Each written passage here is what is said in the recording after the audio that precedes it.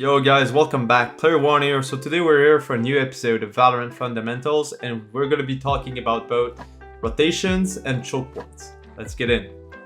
Okay, let's talk about choke point first, okay?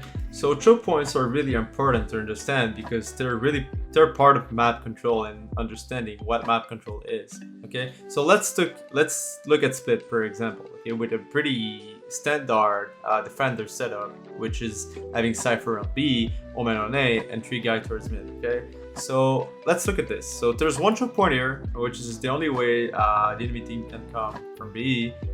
We've got a choke point here in mid. It's pretty big, but that's still a choke point because both these guys have an eye on mid, and they have also Jet there, and they have Omen watching the A cross. Okay, so that's only 3 part of the map that the enemy team needs to contest to actually get some control. Okay, so that's what I mean by choke point. Okay, it means it's where the point of contact of your team is going to be to get information on where the enemy team is going to go. Okay, let's move on.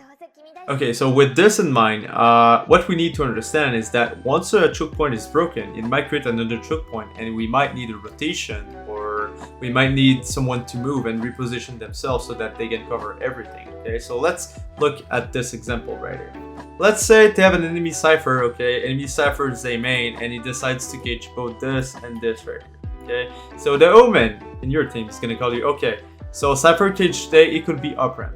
So what we need, there's 2 possible options right here. Okay, either Jet's gonna fall back and take control of this new choke point right here because this one got broken. So the new choke points are both this one right here, so 1 and 2 here. Okay, so yeah, because once the cages drop, the enemy team has control of everything here. Okay, so this now becomes a 4 choke point round. Okay, for the defender team, and so there's Jet could come and take care of this, or Omen could just leave A and play a retake right here and play here and try to like jiggle for Evan.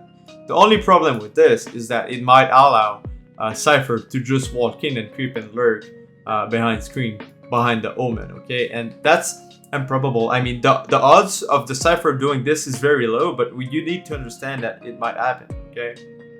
So in this situation, let's re-clear the board here.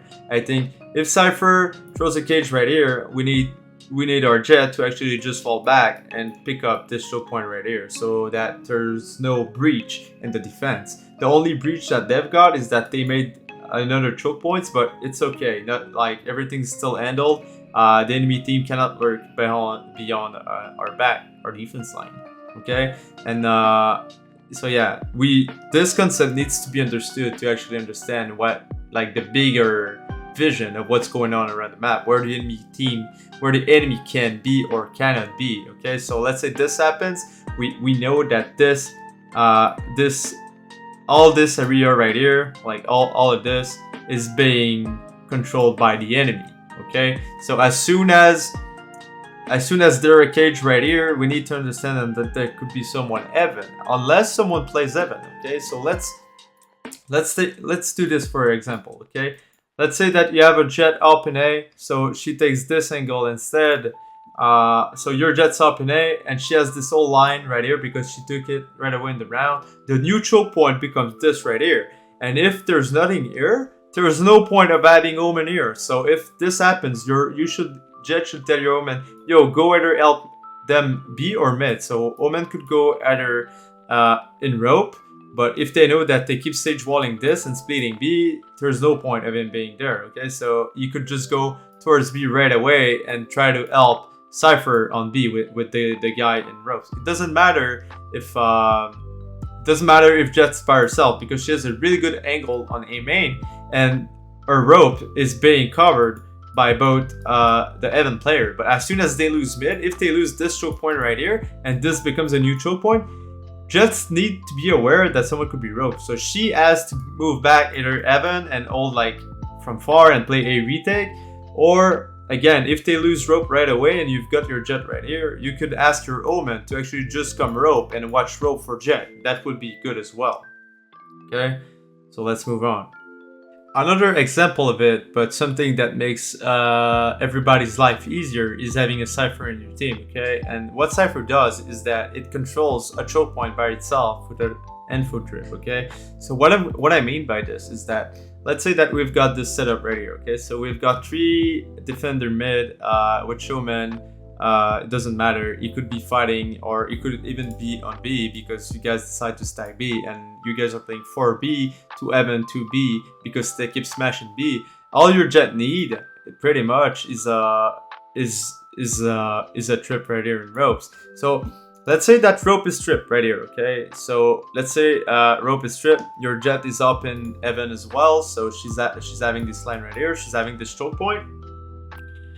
This is pretty good because even if the guy here loses mid choke point right here and the new choke points become this, well, do you have a trip here in rope? So Jet doesn't have to worry about a rope until this trip gets broken, okay? And as soon as this gets broken, you could have your Omen maybe falling back right here and support Jet. But the thing is, as long as this trip isn't broken, it allows your team to play like this. Okay, so this is what's really strong with Cypher, is that it enables your team to actually play to cheat.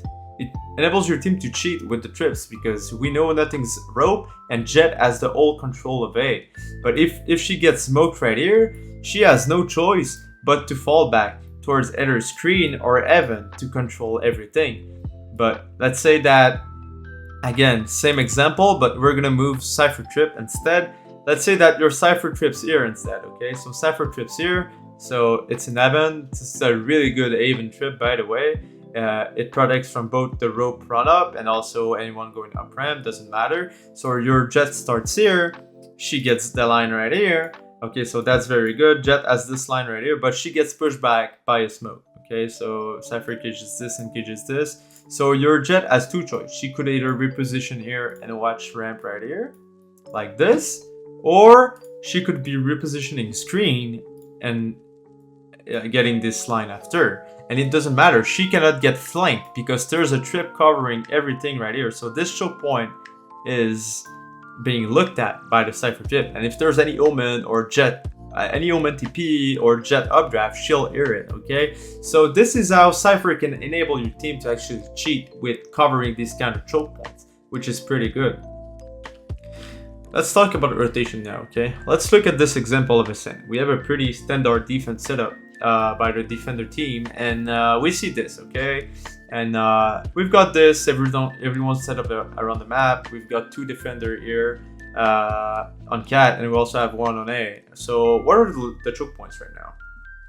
We've got 1 here, we've got 1 here, we've got 1 here, and we've got 1 here as well. So that's 4 choke points that we need, that needs to be covered, or at least we need to know if anything's open so that we don't get worked on, okay? So now let's talk about rotation if anybody dies. Let's take, for example, here, Sova dies by himself in mid, okay? So what does this do?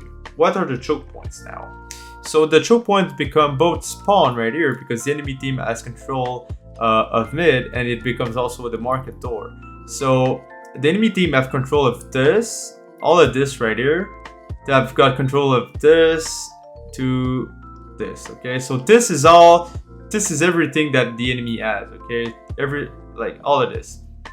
So what should Cypher do here? Because Cypher, if you can look, Cypher can get split from both market, it can get split from B main, and anyone can come from CT as well. And people can actually lurk in CT and go behind the A guys, okay?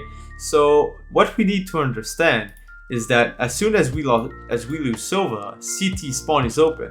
So we either need someone, maybe Jet comes in and take control of CT and just take over the choke point right here so that Cypher cannot get split upon by spawn, market, and B in B main. The thing is, Cypher is by himself on B now.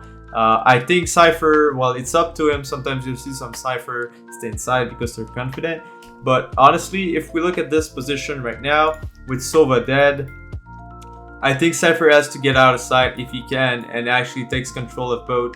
It becomes a pivot, okay? So he looks in between spawn and in between B main just right here, and he's jiggling from this part right now. So if they come B, he's playing retake, so that's fine. We're gonna have a 4v5 retake. It's gonna be hard, okay? But he might catch a guy here with his trip. Let's say he has a trip here and he plays spawn. The enemy team decides to come on B, take over B. He might catch a free kill here with the trip on both, and that's going to be bring it down to a 4v4, and we have no breach, okay? We have no breach because Cypher has taken control of CT spawn. So we stay really strong on A, and we're playing B retake with this. So let's put Sova in the trash, have our Cypher spawn. So yeah, look at this. This becomes really beautiful, okay? So, okay.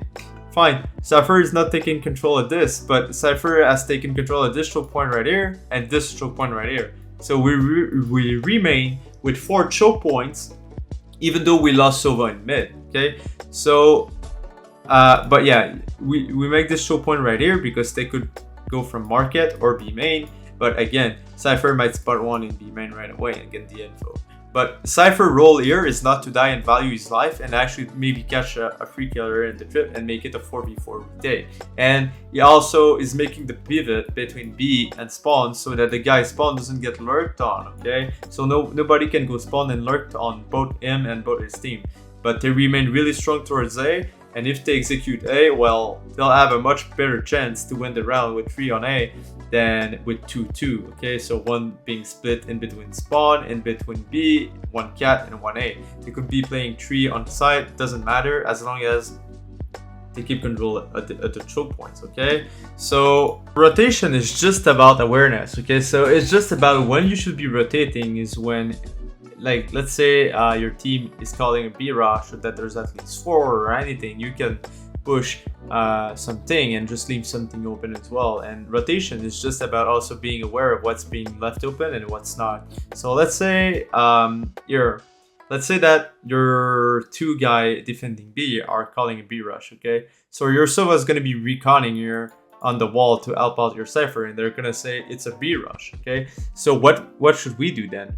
We leave A open. We've got both rotation from both Sova and Omen trying to go and help out towards B. And here, Reyna could just go back with them, but she could just go mid as well and try to look out for any lurker in mid or tiles. And she could go late on the flank as well to try and support the retake, okay? So what does this leave is that the rotation here, everything's good, because if we call it a rush, well, we're expecting a lot of enemies just committing into B, and we'll try to go and try to defend and be super strong towards B, and we're gonna leave A completely for retake, so someone could just creep up on A. And this is something that we have to live with. If our teammate calls it a B rush, trust them, make the rotation, and if someone walks on A, it's possible that there's a lurker that's gonna come on A. But if they do, if they cancel the B rush and you left everything A towards open, you guys gotta be aware that there might be an enemy player in this area right here, the whole thing. So, and when you retake, you must be aware of this, okay? So rotations are, just make sure that when you make your rotation, you leave your spot either, if you leave it unchecked, you say to your teammate, okay, so A is open, I'm rotating towards B. And if you leave your spot as well, is that you're going to be aware of the new choke points that you're going to make if you clear anything. So let's say that Reyna goes mid, both the choke points become this and this, and she keeps control of this. And if she leaves mid, she could say, oh, okay, so one might be top mid, one might be tiles, and if she leaves it, well, let's say that she's getting contested by someone tiles. Well, she might go for the kill, she might not, but if she's low, well, she's gonna say 1 tiles and she's gonna fall back into A. So rotation is just about calling your choke point, but also being aware of what to take and what not to take, okay? So again, pretty easy. Let's say this is the start of a round, and we know that mid's open in this, unless we have a Cypher trip here. If the Cypher trips gets broken here, what does it do? Well, it leaves mid open, it leaves this open, and it leaves this open. So Cypher has to play like maybe backside because he might get split, or because Sova could help out Cypher on B, but we'll need a rotation from A to pick up spawn for Sova and Cypher, okay? So that's what it is about rotation. It's not really complicated, but it's going to be really hard to master for sure. It comes down with map awareness, game sense, and all those kind of things. If you want to improve them, will be in VOD review. Okay, so yeah. In summary, choke points will allow you to see what's being contested and what's not being contested by the enemy team.